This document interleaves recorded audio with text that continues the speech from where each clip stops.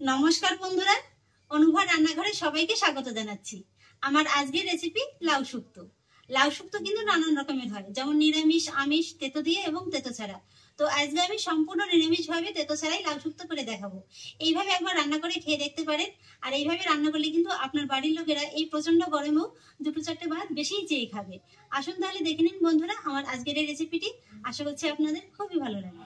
এই প্রচন্ড গরমে দেখবেন রান্নাঘরে কিন্তু খুব বেশি সময় নিয়ে রান্না করতে ভালোও লাগে না, আবার একেবারে খুব বেশি তেল মশলা রান্না খেতেও কিন্তু ভালো লাগে না।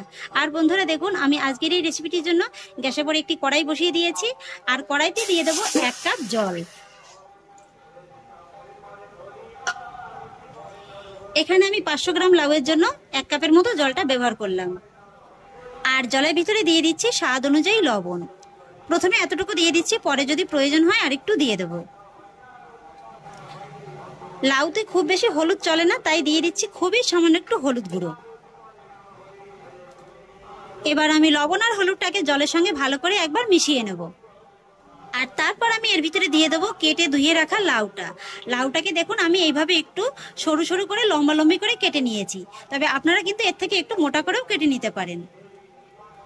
তবে এইভাবে একটু সরু করে কেটে নিলে লাউটা রান্না করতে কিন্তু সময় খুবই কম লাগবে। এবার আমি লাউটাকে জলের সঙ্গে খুব ভালো করে একবার মিশিয়ে নেব। বন্ধুরা, আমার বাড়ির পাশে কীর্তন হচ্ছে, তাই সেই কীর্তনের আওয়াজটাই কিন্তু আপনারা পাচ্ছেন। যদি বুঝতে কোনো অসুবিধা হয় তাহলে প্লিজ বন্ধুরা ভিডিওটি শেষ পর্যন্ত ক্ষমা দৃষ্টিতে দেখে নেবেন। লাউটাকে আমি জলের সঙ্গে খুব ভালোভাবে মিশিয়ে নিয়েছি, আর এবার গ্যাসের ফ্লেমটাকে একেবারে লোয়ে রেখে এই ঢাকা চাপা দিয়ে আমি লাউটাকে মোটামুটি 8 থেকে 10 মিনিটের মতো রান্না করে নেব। মোটামুটি লাউটা যতক্ষণ না পর্যন্ত খুব ভালোভাবে সেদ্ধ হয়ে যাচ্ছে ততক্ষণ পর্যন্তই কিন্তু রান্নাটা করে নিতে হবে। 10 মিনিট বাদে এবার ঢাকাটাকে তুলে নিচ্ছি। এই যে দেখুন বন্ধুরা, লাউটা কিন্তু ভালোভাবে সেদ্ধ হয়ে গেছে। আর এবার আমি লাউয়ের কড়াইটাকে অন্য একটি জায়গায় নামিয়ে নেব। তারপর গ্যাসে বসিয়ে দিয়েছি আরেকটি কড়াই। আপনারা চাইলে কিন্তু একই কড়াইতেই রান্নাটা করে নিতে পারেন। এবার আমি কড়াইতে দিয়ে দেব 2 টেবিল চামচ সরিষার তেল। আর তেলটা যখন একটু ভালোভাবে গরম হয়ে যাবে তখন আমি এর ভিতরে দিয়ে দেবো কয়েকটি বড়ি। এখানে আমি দোকানের কেনা বড়িটা ব্যবহার করছি, আপনারা চাইলে কিন্তু যে কোনো ডালের বড়িটা ব্যবহার করতে পারেন। আর এবার আমি বড়িগুলোকে তেলের সঙ্গে একটু সময় নিয়ে ভেজে নেব। বড়িগুলোকে আমি খুব সুন্দর করে ভেজে নিয়েছি। আর এবার আমি একই তেলের ভিতরে দিয়ে দেবো 1/2 চা চামচ কালো সরিষা ফোড়ন। আর সরিষাটা যখন এইভাবে একটু চটর মটর করে ফুটে উঠবে তখনই আমি এর ভিতরে দিয়ে দেবো 2টো তেজপাতা। আর সেই সঙ্গে দিয়ে দেবো 1 টেবিল চামচ গ্রেট করে নেওয়া আদা। বন্ধুরা, এই শুক্তো রেসিপিটা একটু অন্যরকম হয়, এটাতে কিন্তু কোনো রকমের কোনো আমিষ কিংবা তেতো ব্যবহার হয় না, খেতে কিন্তু খুবই ভালো লাগে। আদাটাকে আমি বড়ির সঙ্গে এই মোটামুটি কয়েক সেকেন্ডের মতো একটু ভেজে নেব। তবে আদাটাকে কিন্তু একেবারে লাল করে ভেজে নিলে হবে না। আদাটাকে যখন এইভাবে একটু হালকা করে ভেজে নেওয়া হয়ে যাবে তখনই কিন্তু এর ভিতরে অ্যাড করে দিতে হবে আগে থেকে ভাপিয়ে রাখা লাউটা।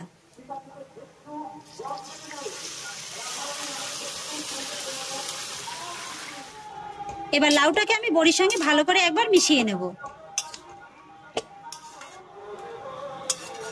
লাউটাকে আমি খুব ভালোভাবে মিশিয়ে নিয়েছি। আর লাউটা যেহেতু আগেই ভাপিয়ে নেওয়া আছে তাই কিন্তু রান্নাটা করতে আর বেশি সময় লাগবে না। আর যে কোনো রান্নায় কিন্তু ফোড়ন দেওয়ার পরে খুব বেশি জাল করে রান্না করলে কিন্তু খেতে ভালো লাগে না। আর তাই আমি এই লাউটাকে মোটামুটি 3 থেকে 4 মিনিটের মতো মিডিয়াম লো ফ্লেমে রান্না করে নেব। লাউটা রান্না করতে যেহেতু খুব বেশি সময় লাগবে না, তাই চলুন ঝটপট করে একটি মশলা রেডি করে নিই। আর সেই জন্য দেখুন আমি এখানে নিয়েছি 1 টেবিল চামচ পোস্তদানা। পোস্তটাকে আমি একটু শিলনোড়াতে বেটে নেব। পোস্তটাকে আমি বেটে নিয়েছি। আর এবার আমি এই বেটে নেওয়া পোস্তর ভিতরে দিয়ে দেবো 1 টেবিল চামচ আটা কিংবা ময়দা। আর সেই সঙ্গে দিয়ে দেবো 2 টেবিল চামচ জল। এবার আমি আটাটাকে এই পোস্ত আর জলের সঙ্গে ভালো করে একবার মিশিয়ে নেব। জলের সঙ্গে আটার পোস্তটাকে আমি খুব ভালোভাবে মিশিয়ে নিয়েছি। ফিরে এলাম আবার 3-4 মিনিট বাদে। লাউটা কিন্তু বেশ অনেকটা রান্না হয়ে গেছে। আর তাই আমি এর ভিতরে অ্যাড করব 1 টেবিল চামচ চিনি। যেহেতু নিরামিষ লাউ রান্না তাই কিন্তু চিনিটা দিলে খেতে খুবই ভালো লাগবে। আর সেই সঙ্গে অ্যাড করব 2টো চেরা কাঁচা লঙ্কা। এখানে শেষের দিকে যদি কাঁচা লঙ্কাটাকে দেওয়া হয় তাহলে লঙ্কা থেকে খুব বেশি একটা ঝাল বেরোতে পারবে না, আর হালকা ঝালের ফ্লেভারে কিন্তু এই রেসিপিটা খেতে খুবই ভালো লাগবে।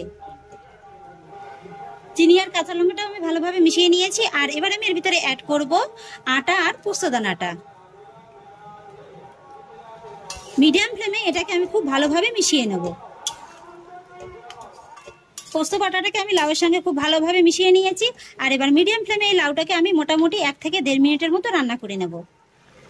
1.5 মিনিট বাদে এবার আমি আপনাদের দেখিয়ে দিচ্ছি। এই যে দেখুন বন্ধুরা, এই লাউয়ের ভিতরে সামান্য একটু আটা দেওয়ার কারণে কিন্তু গ্রেভিটা বেশ অনেকটা একেবারে একটু থকথকে ভাবের মতো এসে গেছে। আর বন্ধুরা, আমি শুরুতেই যতটুকু লবণ দিয়েছিলাম তাতেই কিন্তু রান্নাটা একেবারে ঠিকঠাক হয়েছে, পরে কিন্তু আর কোনো লবণের ব্যবহার করতে হয়নি।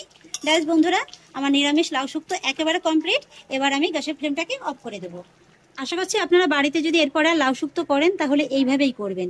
এইভাবে অন্তত একবার হলেও তৈরি করে খেয়ে দেখবেন, খেতে কিন্তু খুবই ভালো লাগে। খুবই সাধারণ মশলায় এই গরমে কিন্তু একটি উপযুক্ত রেসিপি। এটা যদি পেট ভরেও খাওয়া হয় তাতেও কিন্তু শরীরটা খারাপ করবে না। পুরো লাউ শুক্তোটাকে আমি একটি সার্ভিং বলে ঢেলে নিয়েছি। আর দেখতে দেখুন বন্ধুরা কতটা লোভনীয় লাগছে। এই গরমে দুপুরবেলাও কিন্তু দুপুরের গরম গরম ভাতে এর জুড়ি মেলা একেবারে ভার। তাহলে আশা করছি বন্ধুরা আমার আজকের এই লাউ শুক্তো রেসিপিটি আপনাদেরও খুব ভালো লেগেছে। যদি ভালো লেগে থাকে তাহলে আমাকে অবশ্যই একটা লাইক এবং কমেন্ট করবেন, সেই সঙ্গে বন্ধুদের সঙ্গে শেয়ার করবেন। আর প্লিজ বন্ধুরা, যদি আমার পরিবারের নতুন সদস্য হয়ে থাকেন তাহলে একটা সাবস্ক্রাইব করে পাশে থাকা বেল আইকনটি প্রেস করে দেবেন। ফিরে আসছি পরের অন্য কোনো নতুন রেসিপি নিয়ে। সবাই ভালো থাকুন, সুস্থ থাকুন, ধন্যবাদ।